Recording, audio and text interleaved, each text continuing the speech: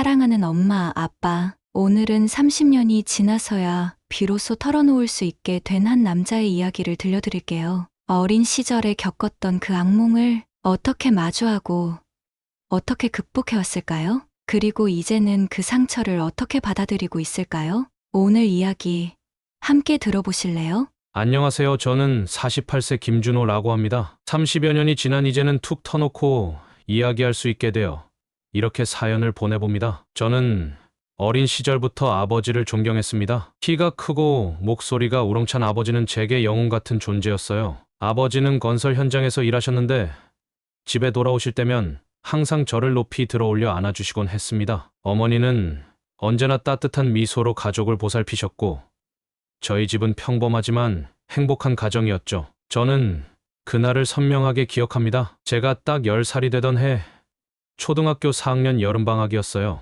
더운 날씨에 선풍기를 의지하며 땀을 뻘뻘 흘리고 있어서요. 창문을 활짝 열어두었지만 바깥에서도 후텁지근한 열기가 밀려들었죠. 그날 저녁 아버지가 평소보다 늦게 귀가하셨어요. 문이 열리는 소리에 반가워서 달려나갔던 저는 아버지의 모습을 보고 멈춰섰습니다. 넥타이는 풀려 있었고 셔츠는 땀과 술 냄새로 번져 있었죠.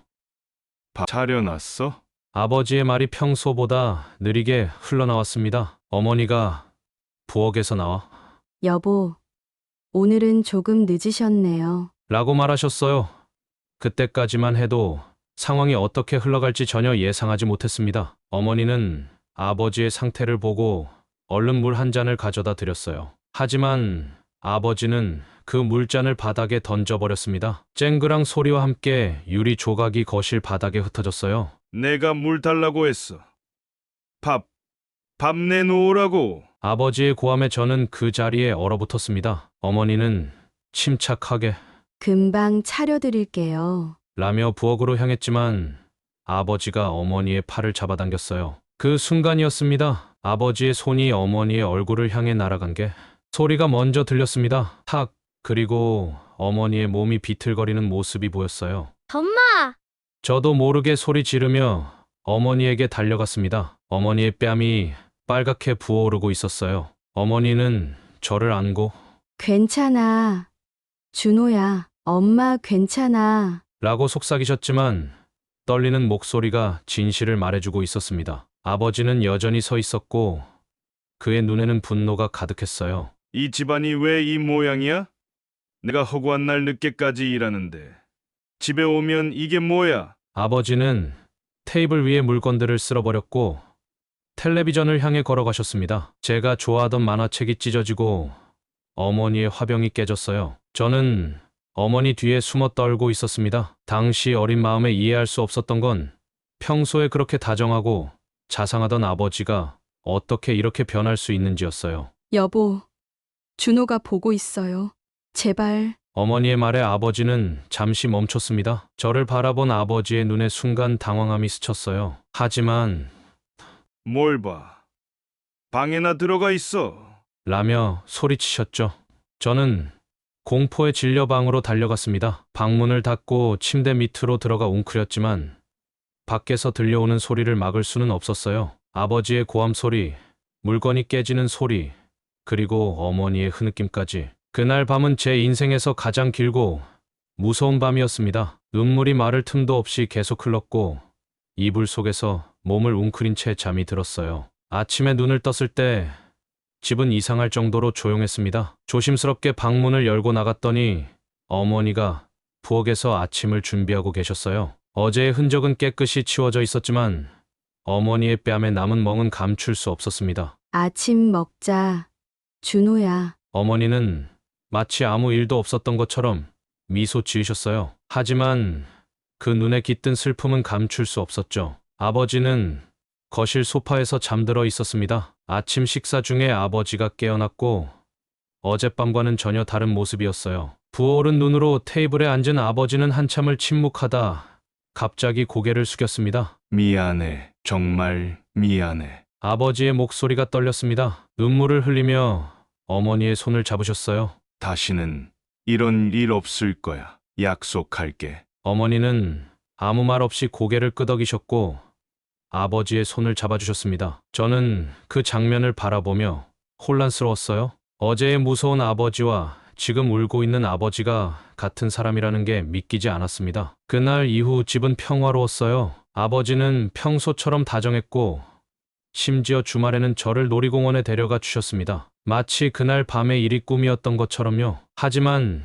저는 알았습니다. 그것이 꿈이 아니었다는 것을. 어머니의 뺨에 남은 옅은 멍이 그 증거였으니까요. 그렇게 몇 주가 지나고 저는 점점 그 일을 잊어가고 있었습니다. 하지만 내심 불안했어요. 학교에서 돌아올 때면 현관문을 열기 전에 잠시 멈춰 서서 집 안의 소리에 귀를 기울이곤 했죠. 아버지의 목소리의 높낮이에 따라 그날의 분위기를 가늠했어요. 한 달 정도가 지났을 때였습니다. 아버지가 또다시 술에 취해 돌아오셨어요. 이번에는 회사 일이 잘 안 풀렸다며 시작된 불평이 점점 고함으로 변했고 결국 어머니를 향한 또 한 번의 폭력으로 이어졌습니다. 그리고 다음 날 또다시 눈물의 사과와 용서가 반복되었죠. 이 패턴은 점점 빈번해졌습니다. 한 달에 한 번, 그리고 한 주에 한 번, 술에 취한 아버지의 폭력, 다음 날의 사과와 용서. 이 악순환 속에서 저희 가정은 서서히 무너져 갔어요. 어머니는 외부에 이 사실을 알리지 않기 위해 애쓰셨고, 이웃들이나 친척들에게는 넘어져서 다쳤다, 혹은 부딪혔다는 변명으로 멍을 설명하곤 하셨죠. 학교에서 저는 점점 내성적으로 변해갔습니다. 친구들이 웃고 떠드는 동안 저는 혼자 조용히 앉아있는 시간이 많아졌어요. 선생님께서 걱정하시며 불러 물어보셨지만 모든 게 괜찮다고, 그저 피곤하다고 대답했죠. 어느 누구에게도 우리 집 이야기를 할 수 없었으니까요. 그건 마치 비밀이었습니다. 부끄러운 비밀. 밤에는 이불 속에서 왜 아빠는 술만 마시면 저렇게 변하는 걸까? 왜 엄마는 계속 참는 걸까? 이게 정상적인 가정의 모습일까? 같은 질문들로 밤을 지새웠어요. 10살이라는 나이에 저는 이미 어른들의 복잡한 감정과 관계에 대해 고민하고 있었던 겁니다. 어머니는 자주 저를 안아주시며 준호야, 괜찮아. 모든 게 다 좋아질 거야.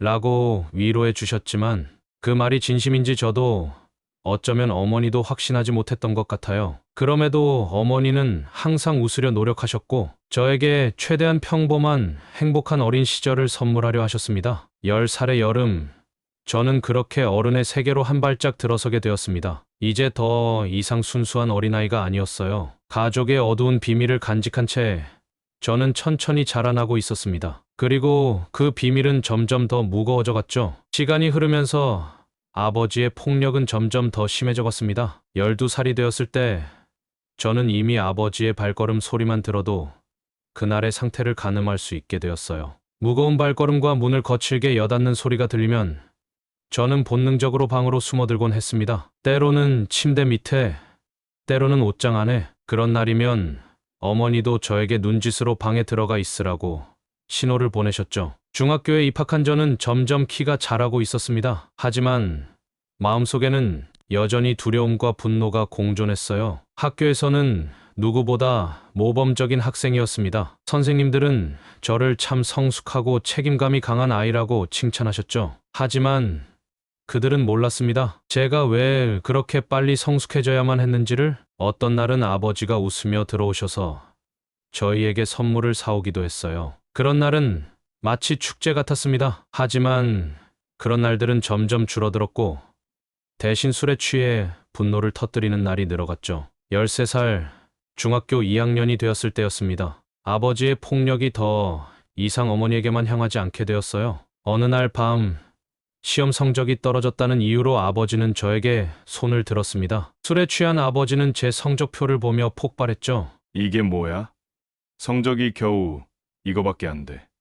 내가 너 때문에 얼마나 고생하는데. 처음으로 아버지의 벨트가 제 등을 내리쳤을 때 그 통증보다 더 큰 것은 배신감이었습니다. 어린 시절 저를 높이 들어올려 웃게 해주던 그 손이 이제는 저를 아프게 한다는 사실이 받아들이기 힘들었어요. 어머니가 저를 감싸며 그만해요! 라고 외쳤지만 아버지는 멈추지 않았습니다. 그날 밤 몸의 상처보다 더 깊은 마음의 상처를 안고 잠들었어요. 그리고 다음 날 아버지는 또다시 눈물을 흘리며 사과했습니다. 하지만 이번에는 달랐어요.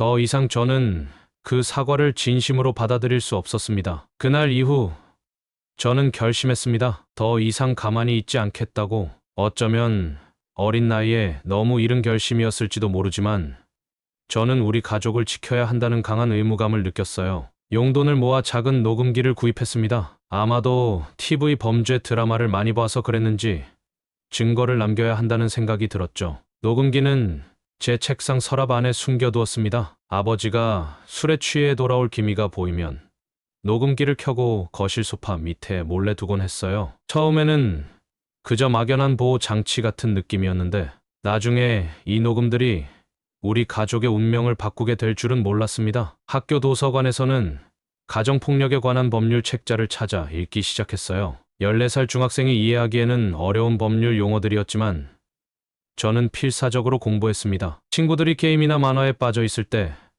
저는 가정폭력 피해자 지원센터와 법적 대응 방법을 조사하고 있었던 거죠. 준호야, 너 요즘 도서관에서 뭘 그렇게 열심히 보냐?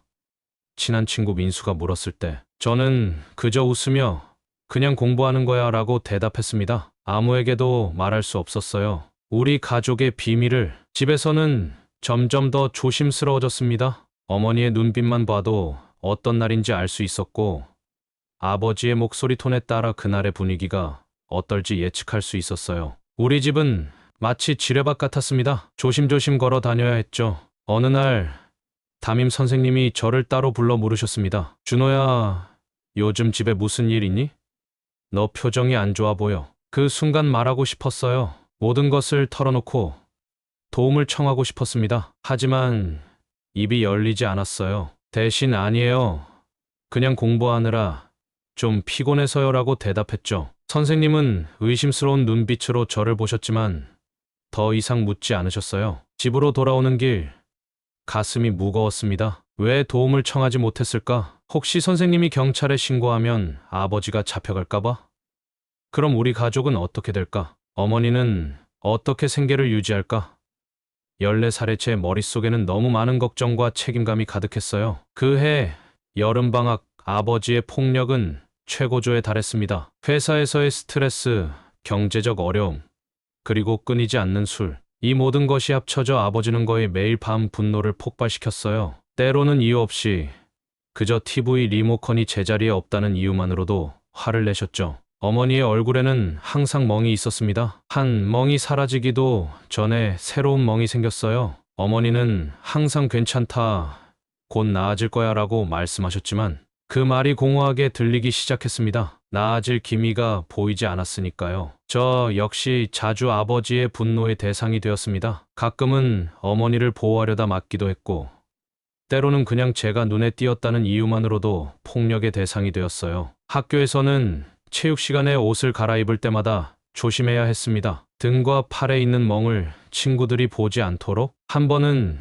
친구 민수가 제 팔에 멍을 보고 놀라서 물었어요. 준호야, 이거 어떻게 된 거야?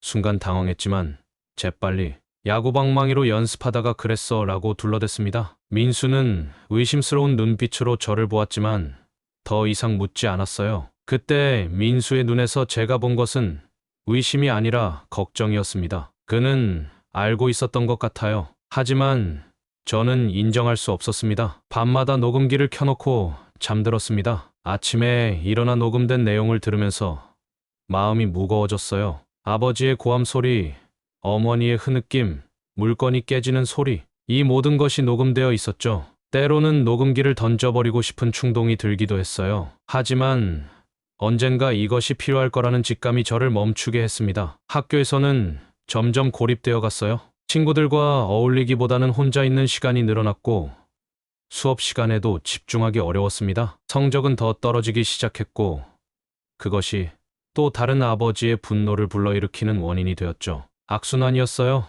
준호, 너 요즘 왜 이렇게 성적이 떨어지니? 집안일로 스트레스 받니?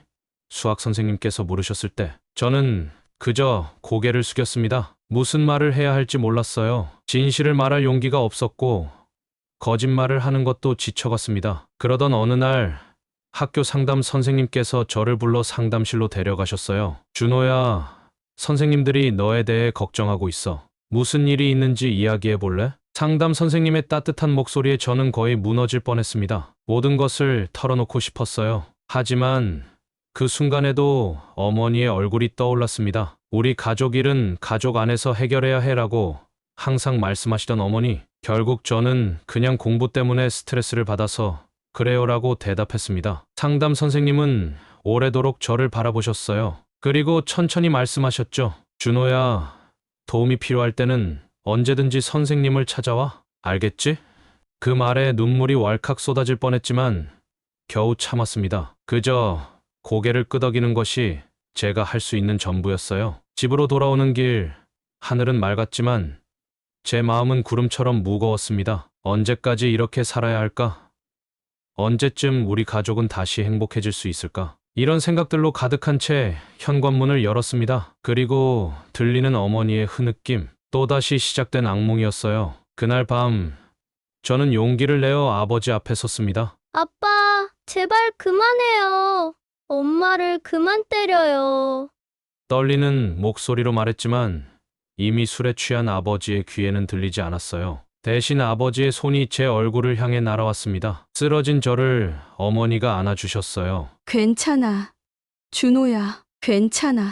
하지만 더 이상 괜찮지 않았습니다. 이제 14살이 된 저는 알고 있었어요. 이 상황이 절대 정상이 아니라는 것을, 그리고 언젠가는 이 상황을 끝내야 한다는 것도. 그날 밤 다짐했습니다. 어떻게든 어머니와 저를 이 악몽에서 구해내겠다고. 다음 날 학교 도서관에서 가정폭력 피해자 지원센터에 전화번호를 적어왔습니다. 아직 전화할 용기는 없었지만 조금씩 준비하고 있었어요. 언젠가 필요할 때를 위해 증거도 계속 모으고 있었고요. 녹음기는 이제 제 생활의 일부가 되었습니다. 매일 밤 아버지가 들어오기 전에 켜놓는 것이 습관이 되었어요. 그리고 그러던 중 우리 가족에게 작은 희망의 빛이 비추기 시작했습니다. 어머니가 임신 소식을 전하신 그날 모든 것이 변하기 시작했으니까요. 어머니의 임신 소식은 마치 하늘에서 내려온 축복 같았습니다. 그날 저녁 어머니는 떨리는 목소리로 아버지에게 이야기하셨어요. 식탁에 둘러앉아 저녁을 먹고 있을 때였습니다. 평소와 달리 아버지는 술을 마시지 않고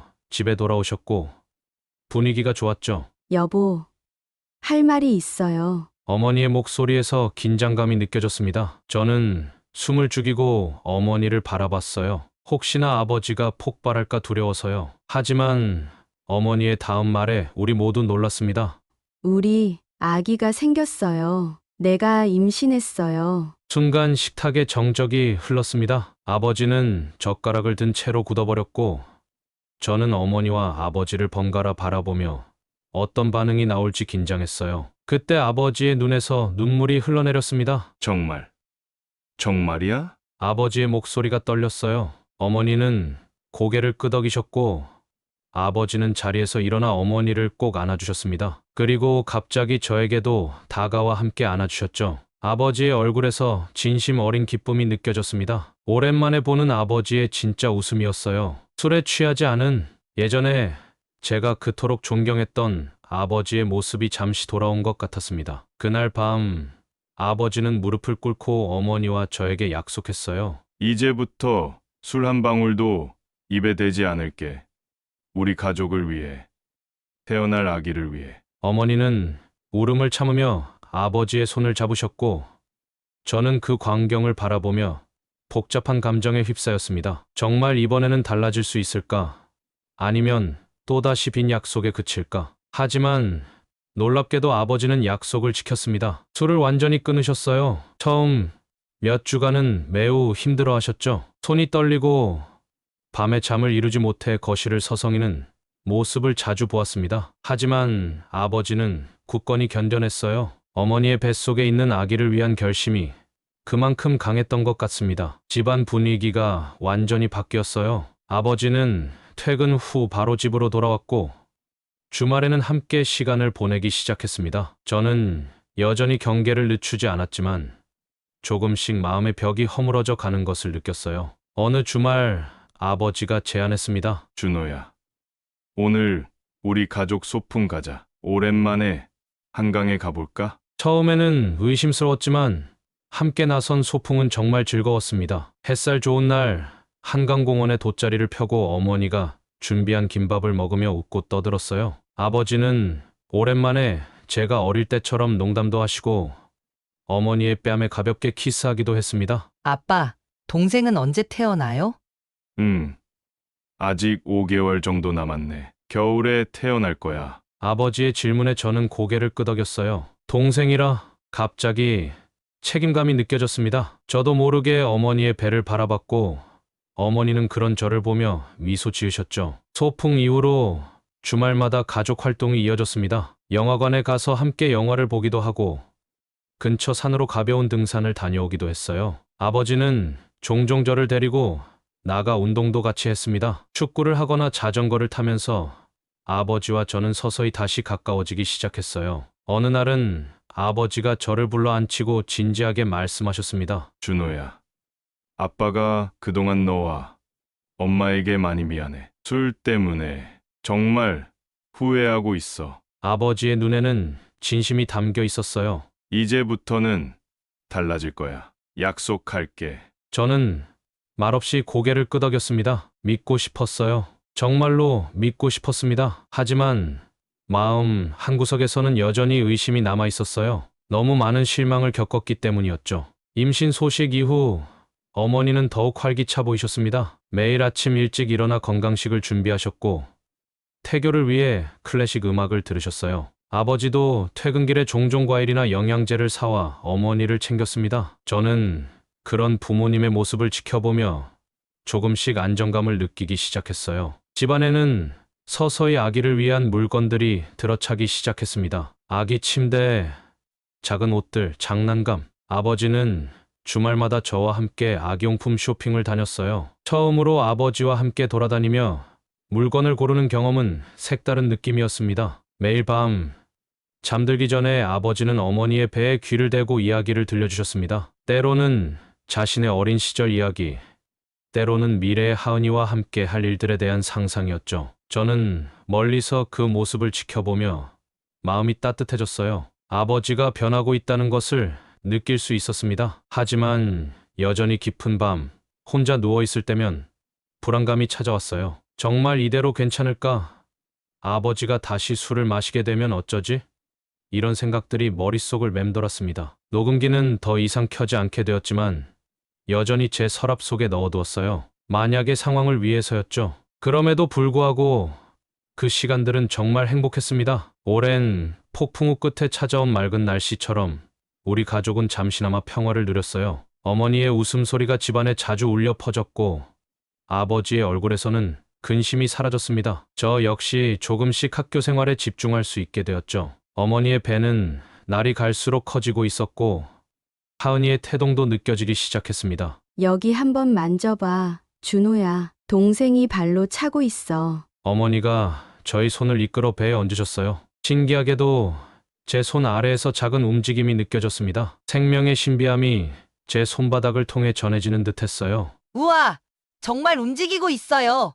저도 모르게 탄성이 나왔습니다. 그렇게 시간은 흘러갔습니다. 여름이 가고 가을이 깊어가면서 하은이의 탄생이 점점 가까워졌어요. 어머니는 출산 준비를 위해 병원을 다니셨고 아버지는 육아책을 읽기 시작했습니다. 저는 학교 공부에 더욱 열심히 집중했고 성적도 많이 올랐어요. 모든 것이 순조롭게 흘러가는 듯했습니다. 하지만 운명은 우리 가족에게 또 다른 시련을 준비하고 있었어요. 1997년 말 대한민국을 강타한 IMF 외환위기가 우리 가족에게도 찾아왔으니까요. 1997년 말 뉴스에서는 매일같이 IMF라는 세 글자가 흘러나왔습니다. 처음에는 그저 어려운 경제 용어라고만 생각했죠. 하지만 그 세 글자가 우리 가족의 운명을 어떻게 바꿔놓을지 그때는 전혀 몰랐어요. 어느 날 저녁 아버지가 평소보다 일찍 귀가하셨습니다. 얼굴이 어둡고 표정이 굳어 있었어요.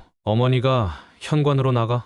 무슨 일 있어요? 라고 물으셨을 때 아버지는 한참을 말없이 신발을 벗으셨습니다. 회사가 문을 닫아. 아버지의 목소리는 제가 한 번도 들어본 적 없는 공허함으로 가득했어요. 어머니는 한 손으로 입을 가리며 충격에 빠지셨죠. 임신 8개월 차, 곧 출산을 앞둔 어머니의 얼굴에 걱정의 그림자가 드리워졌습니다. 정리해고래. 회사가 부도 위기라서 직원 절반을 내보내기로 했대. 내가 그 중에 포함됐어. 아버지는 거실 소파에 털썩 주저앉으셨어요. 저는 방문 틈으로 그 모습을 지켜보고 있었습니다. 어머니는 아버지 옆에 앉아 어깨를 감싸셨죠. 괜찮아요, 여보. 다른 일자리를 찾으면 돼요. 우리 함께 이겨낼 수 있어요. 어머니의 따뜻한 위로에도 아버지의 표정은 풀리지 않았습니다. 그날 밤 침대에 누워 있으면서도 거실에서 들려오는 부모님의 대화 소리를 들을 수 있었어요. 걱정스러운 목소리로 앞으로의 생활비와 출산 비용에 대해 이야기하고 계셨죠. 다음 날부터 아버지는 매일 아침 일찍 나가셔서 일자리를 찾아 돌아다니셨습니다. 하지만 IMF라는 거대한 파도는 아버지뿐만 아니라 수많은 사람들을 한꺼번에 실직자로 만들어버렸어요. 모두가 일자리를 찾아 헤매는 상황에서 재취업은 생각보다 훨씬 어려웠죠. 한 주, 두 주가 지나면서 아버지의 얼굴은 점점 더 어두워졌습니다. 식탁에서도 말이 없어지셨고 밤에는 한숨 소리가 끊이지 않았어요. 저는 그런 아버지가 안쓰러웠지만 한편으로는 두려웠습니다. 혹시나 술을 다시 찾게 되지 않을까 하는 불안감이 계속 따라다녔으니까요. 그리고 제 불안은 현실이 되고 말았습니다. 실직 한 달 만에 아버지는 다시 술을 마시기 시작하셨어요. 처음에는 그저 맥주 한 두 캔이었습니다. 저녁 식사 후에 조용히 TV를 보며 마시는 정도였죠. 어머니는 걱정스러운 눈빛으로 바라보셨지만 특별히 말씀하시지는 않았어요. 아마도 아버지의 상황을 이해하셨던 것 같습니다. 하지만 곧 맥주 두어 캔은 소주 한 병으로 그리고 두 병으로 늘어났어요. 아버지는 점점 늦게 귀가하기 시작했고 집에 돌아오면 이미 만취 상태인 경우가 많았습니다. 어머니의 만삭의 배를 보면서도 아버지는 자신을 통제하지 못했어요. 이 나이에 다시 시작할 수 있을까? 술에 취한 아버지가 중얼거리는 소리를 종종 들었습니다. 자괴감과 무력감에 빠진 아버지를 보는 것은 정말 괴로웠어요. 하지만 그보다 더 괴로운 것은 곧 찾아온 폭력의 재발이었습니다. 어느 날 밤 아버지는 심하게 취한 채로 귀가하셨어요. 어머니가 걱정스럽게 밥은 먹었어요? 라고 물었을 뿐인데 갑자기 화를 내기 시작하셨습니다. 밥. 내가 지금 나한테 밥 먹었냐고 물어? 내가 뭐 어린애야? 당신은 내가 무능하다고 생각하는 거지. 직장도 잃고 가족도 제대로 부양 못하는 무능한 남편이라고? 아버지의 목소리가 점점 커지기 시작했어요. 저는 방문을 살짝 열고 상황을 지켜보고 있었죠. 어머니는 진정시키려 하셨지만 아버지의 분노는 이미 걷잡을 수 없이 커져 있었습니다. 여보, 그런 뜻이 아니었어요. 그냥 걱정돼서. 걱정. 내가 불쌍해서 그러는 거야? 동정하지 마. 내가 동정받을 사람으로 보여? 그리고는 돌이킬 수 없는 일이 벌어졌어요. 아버지의 손이 어머니의 뺨을 향해 날아갔습니다. 임신한 어머니가 비틀거리며 벽에 부딪혔어요. 저는 그대로 방에서 뛰쳐나갔습니다. 아빠! 그만해요! 엄마 임신했잖아요! 제 외침에도 아버지는 이미 분노에 사로잡혀 계셨어요. 어머니를 향해 소리치고 주변 물건들을 던지기 시작했습니다. 저는 어머니를 보호하기 위해 사이에 끼어들었고 그 과정에서 아버지의 손에 밀려 넘어지기도 했죠. 하지만 다시 일어나 어머니 앞을 막아섰습니다. 비켜. 김준우. 안 비켜요! 엄마 때리면 안 돼요! 아버지의 눈에는 이성의 빛이 사라져 있었어요. 술에 취해 자신이 무슨 짓을 하고 있는지도 제대로 인식하지 못하는 것 같았습니다. 어머니는 배를 감싸 안으며 계속 뒤로 물러서고 계셨어요. 다들 나를 무시해 회사들도.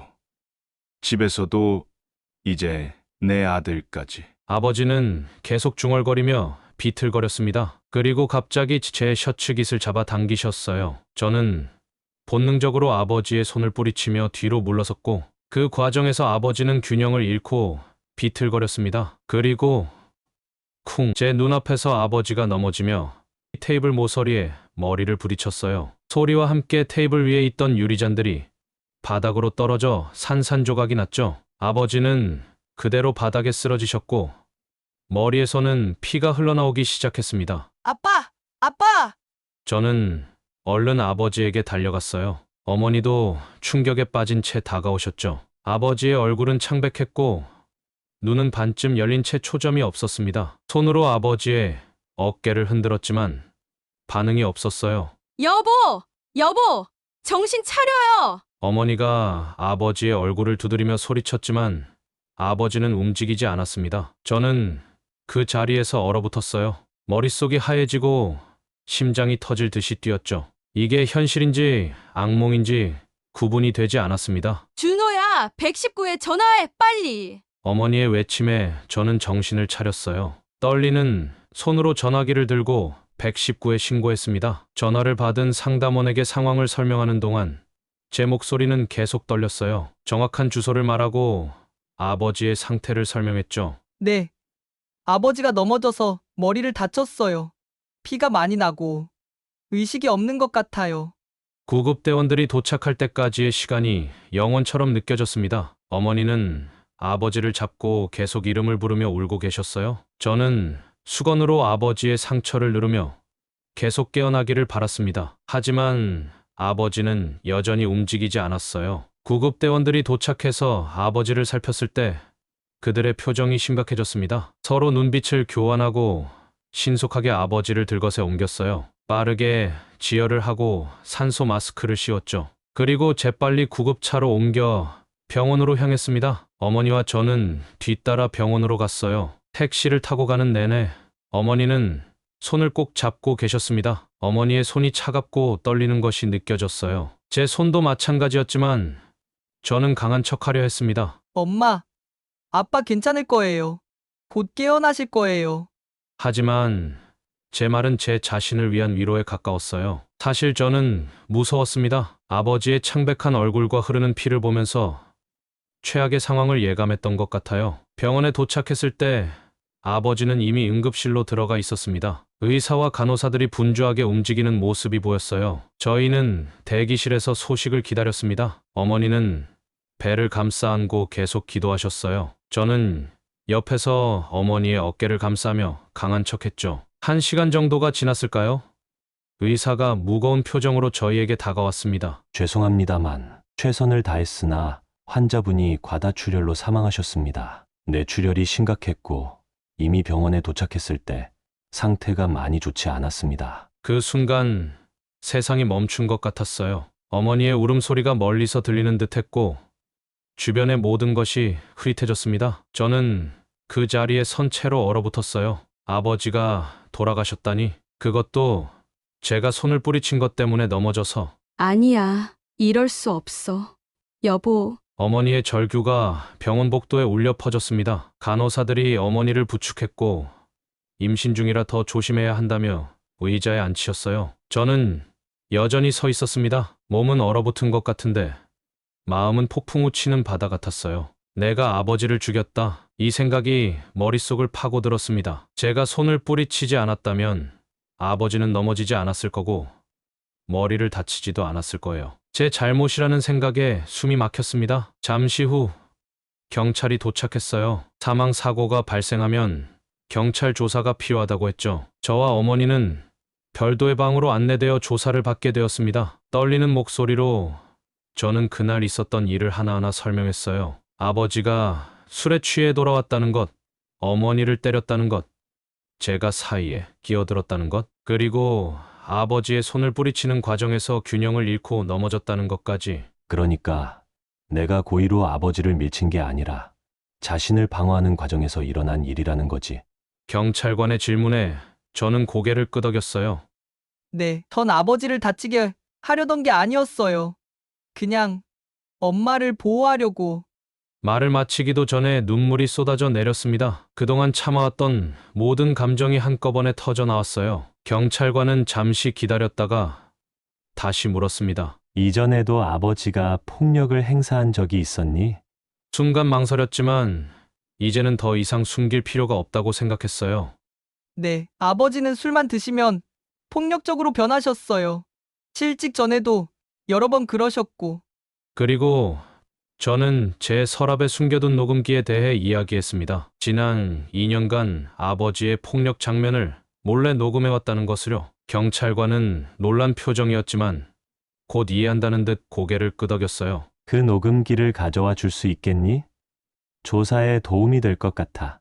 저희 집으로 돌아가 녹음기를 가져오는 동안 제 마음은 무거웠습니다. 이 녹음들이 우리를 보호하기 위한 것이었는데 이제는 돌아가신 아버지에 대한 증거가 되어버렸으니까요. 하지만 어머니와 하은이를 지키기 위해 저는 모든 것을 경찰에게 제출했습니다. 녹음 내용을 들은 경찰은 더 이상의 조사가 필요 없다고 판단했어요. 명백한 자기방어 상황이었고 지속적인 가정폭력의 증거가 있었으니까요. 저와 어머니는 무혐의 처리되었습니다. 하지만 법적으로는 자유로워졌을지 몰라도 마음의 짐은 쉽게 내려놓을 수 없었어요. 그날 밤 병원 근처 여관에서 묵으며 저는 잠들지 못했습니다. 창문으로 보이는 달빛이 제 얼굴을 비추는 동안 아버지의 마지막 모습이 계속 떠올랐어요. 술에 취해 있었지만 그래도 우리 아버지였습니다. 제가 어릴 때 높이 들어올려 주던 그 손, 웃음 지으며 머리를 쓰다듬어 주던 그 얼굴, 이제는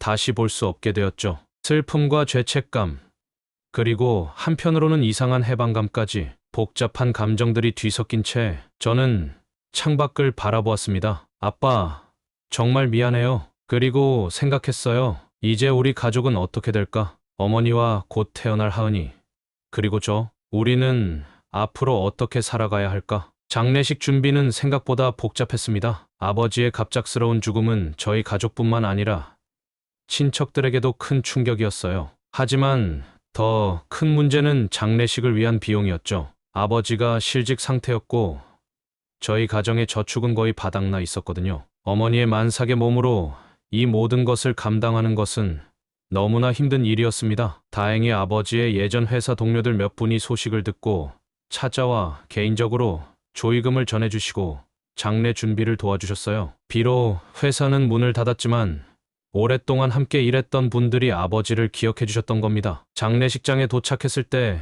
이미 아버지의 영정사진이 놓여 있었습니다. 웃고 계시는 아버지의 모습이 저를 바라보고 있었어요. 가슴이 무너지는 듯한 느낌이 들었습니다. 어머니는 제 손을 꼭 잡아주셨어요. 어머니의 얼굴은 창백했고 눈은 붓고 충혈되어 있었습니다. 분명 밤새 울었을 텐데도 제 앞에서는 강한 모습을 보이려 하셨죠. 저는 고개를 끄덕였습니다. 이제는 제가 어머니를 지켜야 했으니까요. 장례식이 시작되고 얼마 지나지 않아 아버지의 가족들이 도착했습니다. 할머니와 고모들, 그리고 몇몇 친척들이었어요. 평소에는 자주 만나지 않던 분들이었지만 장례식에는 모두 모였습니다. 처음에는 모두가 슬픔에 잠겨 있었어요. 할머니는 아들의 영정사진 앞에서 오열하셨고 고모들은 서로를 부축하며 울고 계셨죠. 하지만 그것도 잠시였습니다. 누군가 아버지의 죽음에 대해 물었고 경찰 조사 결과가 언급되자 분위기가 급격히 변했어요. 할머니의 날카로운 목소리가 장례식장에 울려 퍼졌습니다. 어머니는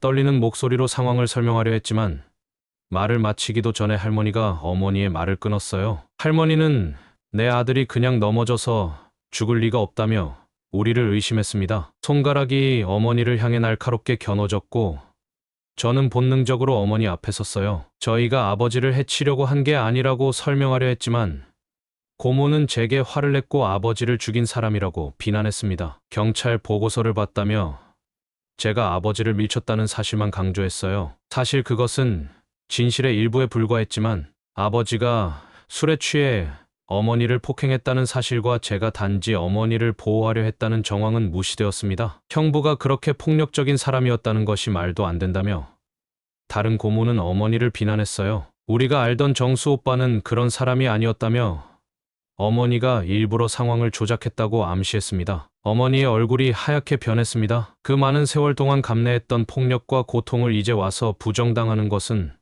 너무나 잔인한 일이었어요. 어머니의 손이 떨리기 시작했고 저는 그 손을 꼭 잡아드렸습니다. 증거가 있다고 말했습니다. 제 목소리는 생각보다 단호했어요. 아버지의 폭력을 녹음한 증거가 있고 경찰도 들었으며 그래서 무혐의 처리되었다는 사실을 이야기했습니다. 순간 장례식장은 침묵에 빠졌지만 그것도 잠시였어요. 할머니는 벌떡 일어나 어머니에게 다가와 독한 여자라고 소리쳤습니다. 내 아들을 이렇게 만들고도 모자라 이제 와서 그런 말을 한다며 어머니가 아버지를 계속 몰아붙였기 때문에 술을 마셨다고 비난했어요. 좋은 아내였다면 우리 정수가 이렇게 되지 않았을 거라는 말까지 했습니다. 그 말에 저는 참을 수 없었고 할머니에게 그렇게 말씀하시면 안 된다고 말했습니다. 아버지가 먼저 폭력을 휘둘렀고 어머니는 항상 참고 견뎌내셨다고 설명했어요. 하지만 큰 고모는 제게 버릇없는 녀석이라며 뺨을 때리려고 손을 들었고 어머니가 재빨리 막아섰습니다. 어머니는 그만하라고 외쳤고 지금 여기는 아버지의 장례식장이라며 자제를 요청했어요. 어머니의 외침에 잠시 모두가 멈췄지만 분노는 쉽게 가라앉지 않았습니다. 할머니는 여전히 어머니를 노려보며 내 아들을 죽인 살인자들이라고 중얼거렸어요. 장례식은 그렇게 최악의 분위기 속에서 진행되었습니다. 친척들은 저희와 다른 자리에 앉아 계속해서 수군거렸고 가끔씩 날카로운 시선을 보내왔어요. 저는 어머니의 곁을 한시도 떠나지 않았습니다. 만삭의 몸으로 이런 상황을 견디는 어머니가 너무 걱정됐거든요. 장례식이 끝나고 화장터로 이동하는 과정에서도 갈등은 계속되었습니다. 집으로 돌아오는 길, 어머니는 한마디도 하지 않으셨어요. 너무 지치고 상처받은 것 같았습니다. 저 역시 말을 걸 용기가 나지 않았어요. 그저 어머니의 손을 잡고 함께 집으로 향했을 뿐이었죠. 집에 도착했을 때 어머니는 갑자기 배를 움켜쥐셨습니다. 진통인 것 같다고 말씀하셨지만 곧 괜찮아질 거라며 병원에 가자는 제 제안을 거절하셨어요. 스트레스 때문에 그런 것 같다며 조금만 누워있으면 나아질 거라고 하셨습니다. 저는 어머니를 침대에 눕히고 물을 가져다 드렸어요. 어머니의 얼굴은 창백했고 숨소리가 거칠었습니다. 침대 옆에 앉아 어머니의 손을 잡은 채 저는 마음속으로 계속 기도했어요. 제발 하은이가 무사하게만 되길 바랐습니다. 그날 밤 할머니에게서 전화가 왔습니다. 아버지의 보험금 이야기였어요. 아버지는 결혼할 때 생명보험에 가입했고 상당한 금액의 보험금이 나온다는 사실을 할머니가 알게 된 것 같았습니다. 그 돈은 정수의 부모와 형제자매에게 돌아가야 한다며 우리가 가질 자격이 없다고 주장했어요. 저는 떨리는 목소리로 대답했습니다. 그 보험금은 아버지가 가족을 위해 든 것이고 어머니가 수혜자로 지정되어 있으며 법적으로도 어머니의 것이라고 설명했어요. 하지만 할머니는 어린 제가 뭘 안다고 그런 소리를 하냐며 법이고 뭐고 정수를 죽인 사람들이 그 돈을 받는 게 말이 되냐고 반문했습니다. 변호사를 선임해서 끝까지 싸울 거니 각오하라는 말을 남기고 전화를 끊었어요. 저는 한동안 전화기를 들고 서 있었습니다. 이제 법적 분쟁까지 예상되는 상황이었어요. 어머니는 힘없이 누워 눈물을 흘리셨습니다. 그 돈이 탐나서 그러는 게 아니라 하은이를 위해서 우리 가족이 살아가기 위해서는 필요하다고 하셨어요. 저는 어머니의 손을 꼭 잡고 걱정하지 말라고 말씀드렸습니다. 제가 다 알아보겠다고 아버지도 우리 가족을 위해 그 보험에 가입하신 거니까 당연히 우리가 받아야 한다고 위로했어요. 다음 날 저는 학교에 가는 대신 법률 상담소를 찾아갔습니다. 어린 나이였지만 이제는 가장으로서 책임져야 한다는 생각이 들었거든요. 다행히 법률 상담소의 변호사님이 친절하게 조언해 주셨어요. 보험금은 지정된 수혜자에게 지급되는 것이고 어머니가 수혜자로 명시되어 있다면 법적으로는 문제가 없다고 했습니다. 다만 유족들이 소송을 제기하면 시간이 오래 걸릴 수 있다고 했어요. 변호사님의 설명을 들으며 저는 마음속으로 결심했습니다. 어떻게든 이 상황을 헤쳐나가야 한다고요. 하지만 그것보다 더 급한 것은 어머니의 건강이었습니다. 집에 돌아오니 어머니가 더 심하게 아파하고 계셨어요. 제 간청에 어머니는 마지못해 동의하셨고 저희는 택시를 타고 병원으로 향했습니다. 산부인과 의사는 어머니를 진찰한 후 심각한 표정으로 말씀하셨어요. 스트레스로 인한 조기 진통 증상이 있으니 지금 상태로는 입원해야 한다고? 아기와 산모 모두에게 위험할 수 있다고 했습니다. 그렇게 어머니는 병원에 입원하게 되었습니다. 저는 병원과 집을 오가며 어머니를 돌봤어요. 학교는 며칠 동안 결석할 수밖에 없었죠. 선생님들께는 상황을 간략하게 설명드렸습니다. 다행히 이해해 주셨어요. 어머니가 입원한 지 3일째 되던 날 할머니와 고모들이 병원을 찾아왔습니다. 저는 병실 앞에서 그들을 막아섰어요. 어머니는 지금 안정이 필요하다며 들어갈 수 없다고 말했습니다. 큰 고모는 비키라고 소리쳤지만 저는 물러서지 않았어요. 의사 선생님도 스트레스를 피하라고 했다고 설명했죠. 결국 그들은 돌아갔지만 가기 전 할머니가 저에게 경고했어요. 보험금 문제는 아직 끝나지 않았고 변호사를 선임했으니 각오하라는 말을 남겼습니다. 그날 밤 병실에서 어머니의 손을 잡고 있던 저는 문득 깨달았습니다. 이 상황에서 저희가 할 수 있는 것은 많지 않다는 것을요. 법적 분쟁은 시간도 오래 걸리고 어머니의 건강에도 좋지 않을 거예요. 게다가 곧 하은이가 태어날 텐데 이런 환경에서 아이를 맞이하는 것도 걱정되었습니다. 우리가 여기서 나가는 게 어떨지 어머니에게 제안했습니다. 다른 지역으로, 아무도 우리를 모르는 곳으로 가자고 했어요. 어머니는 처음에 놀라셨지만 곧 제 말에 공감하셨습니다. 여기 있으면 계속해서 할머니와 고모들과 싸워야 하고 그건 어머니와 하은이에게 좋지 않을 거라고 설명했어요. 어머니는 제 말이 맞을지도 모른다며 어디로 가야 할지, 돈은 어떻게 할지 걱정하셨어요. 그때 저는 외삼촌에게 연락해보자고 제안했습니다. 어머니의 동생인 외삼촌은 강원도에서 목공소를 운영하고 계셨고 평소 어머니와 연락은 자주 하지 않았지만 우리 가족 사정을 어느 정도 알고 계셨어요. 어머니는 잠시 고민하시다가 동의하셨고 저는 병원 공중전화로 외삼촌께 전화를 드렸습니다. 상황을 간략하게 설명드리자 외삼촌은 잠시 말없이 듣고 계시다가 곧바로 서울로 오시겠다고 하셨어요. 다음 날 아침 외삼촌은 정말로 병원에 도착하셨습니다. 누나, 정말 힘들었겠구나. 진작 연락하지. 외삼촌은 어머니의 손을 잡고 위로하셨어요. 그리고 저를 바라보시며 어깨를 토닥여 주셨습니다. 외삼촌의 존재는 그 자체로 큰 위안이 되었어요. 이제 더 이상 저 혼자 모든 것을 짊어지지 않아도 된다는 안도감이 들었습니다. 외삼촌은 법률적인 문제부터 새 출발에 관한 계획까지 차분히 정리해 주셨어요. 보험금 문제도 변호사를 통해 처리해 주시겠다고 했고 당장 강원도 자신의 집 근처에 작은 집을 알아봐 주시겠다고 하셨습니다. 어머니가 퇴원하면 그곳으로 가서 하은이를 출산하고 새 생활을 시작하는 게 좋겠다고 제안하셨어요. 어머니의 눈에 눈물이 고였습니다. 제가 어른이 다 됐다며 이런 어려운 상황에서 이렇게까지 생각한다는 것이 대견하지만 미안하다고 하셨어요. 저는 괜찮다고, 우리는 가족이니까 함께 헤쳐나갈 수 있다고 위로했습니다. 그리고 저는 아버지처럼 술을 마시지도 않고 폭력을 휘두르지도 않을 거라고, 우리 가족을 지키겠다고 다짐했어요. 외삼촌은 제 말을 듣고 잠시 생각에 잠기시더니 준호야, 넌 정말 훌륭한 아이야. 하지만 내가 모든 걸 책임질 필요는 없어. 삼촌이 도울게. 우선은 공부에 집중하고 동생을 잘 보살피면 그걸로 충분해.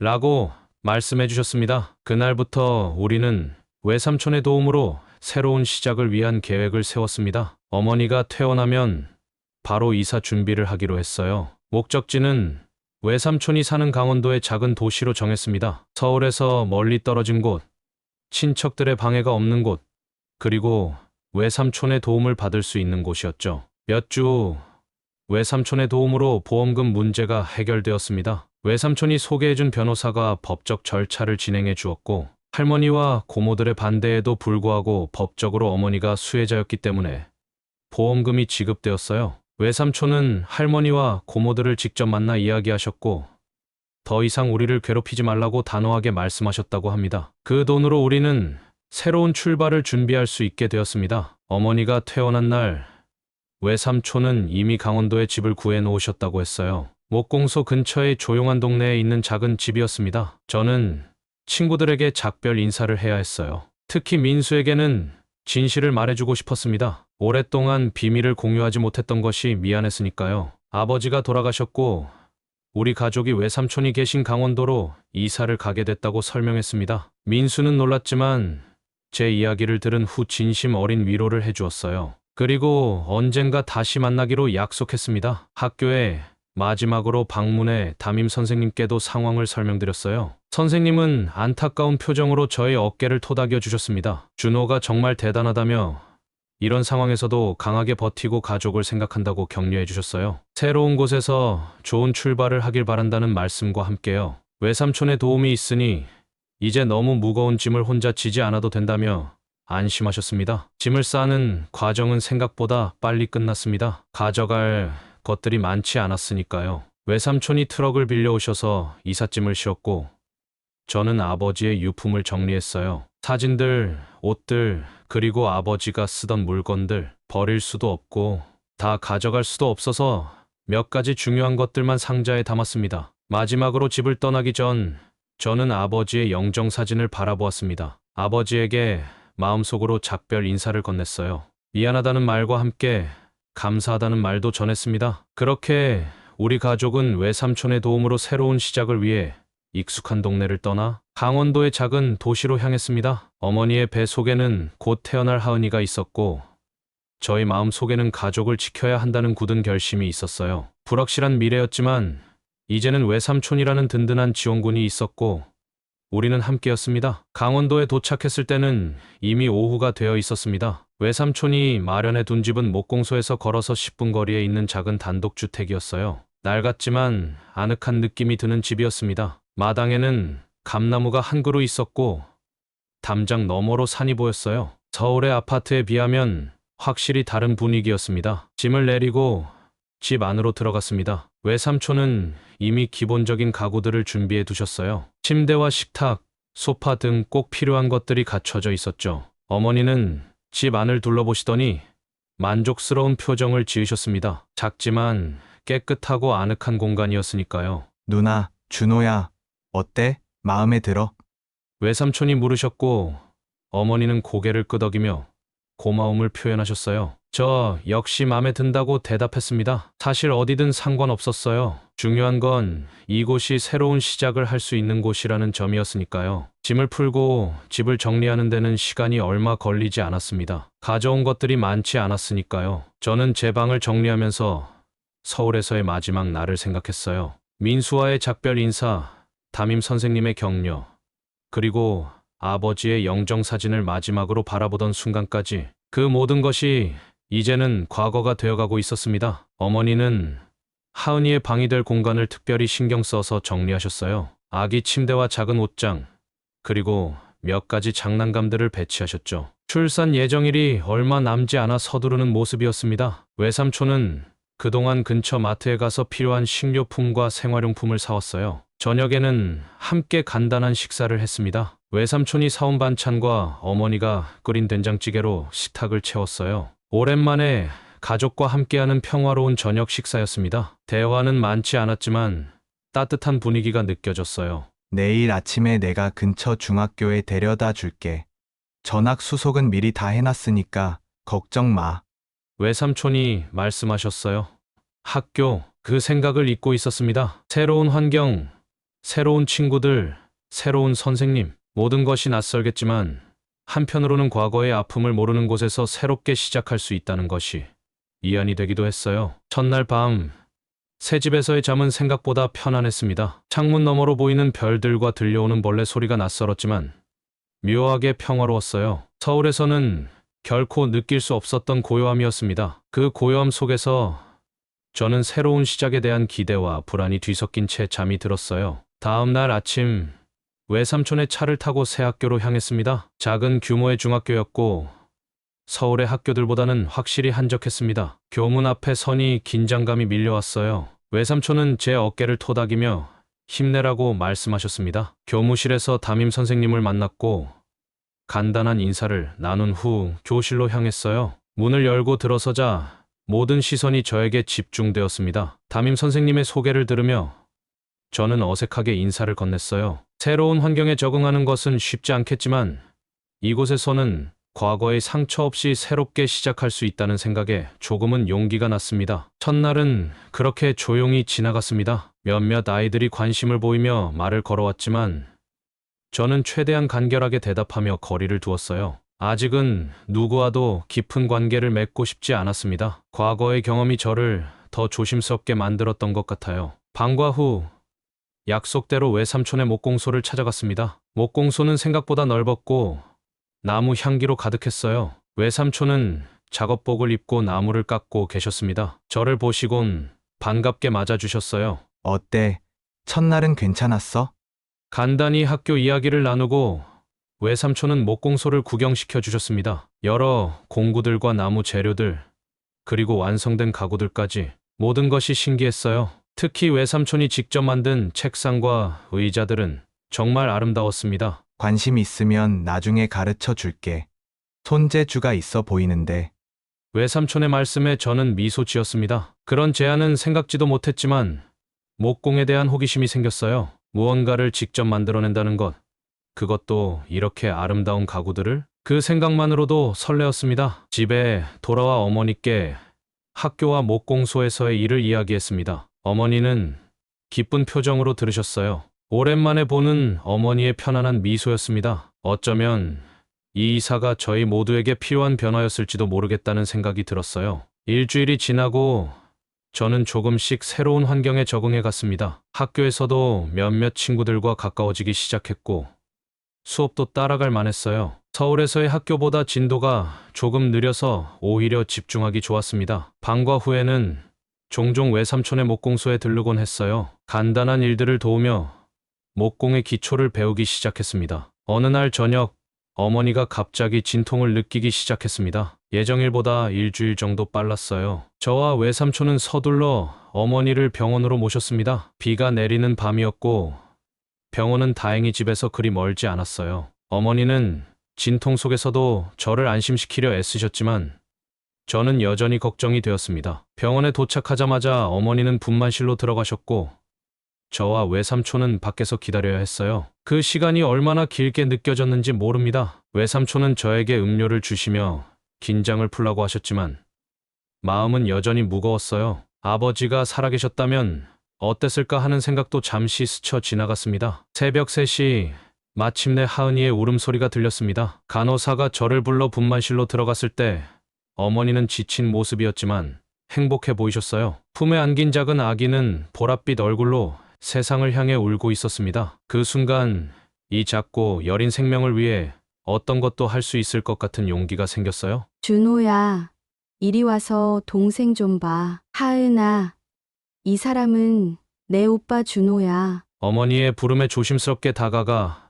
하은이를 바라보았습니다. 작고 붉은 얼굴, 꼭 쥔 작은 주먹, 그리고 미세하게 떨리는 눈꺼풀까지 모든 것이 경이로웠어요. 손가락 하나를 내밀자 하은이는 본능적으로 그것을 꼭 잡았습니다. 그 순간 느낀 연결감은 말로 표현할 수 없었어요. 이제 이 아이도 제가 지켜야 할 소중한 가족이라는 것을 온몸으로 느꼈습니다. 외삼촌도 감격스러운 표정으로 하은이를 바라보셨어요. 우리 하은이 정말 예쁘구나.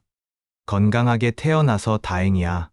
그날부터 우리 가족의 생활은 하은이를 중심으로 돌아가기 시작했습니다. 밤에는 몇 시간마다 울음소리에 깨어나야 했고 낮에는 끊임없는 기저귀 교체와 수유로 바빴어요. 어머니는 체력적으로 많이 지치셨고 저도 학교와 집안일 사이에서 힘들었습니다. 하지만 외삼촌이 많이 도와주셨어요. 퇴근 후에는 항상 들러서 필요한 것들을 사다 주시고 주말에는 집안일을 도와주셨습니다. 하은이는 날이 갈수록 쑥쑥 자라났고 차츰 웃음도 보이기 시작했어요. 그 작은 웃음이 하루의 피로를 모두 씻어주는 것 같았습니다. 가끔은 하은이를 안고 창밖을 바라보며 아버지에 대한 이야기를 들려주기도 했어요. 좋은 기억들만요.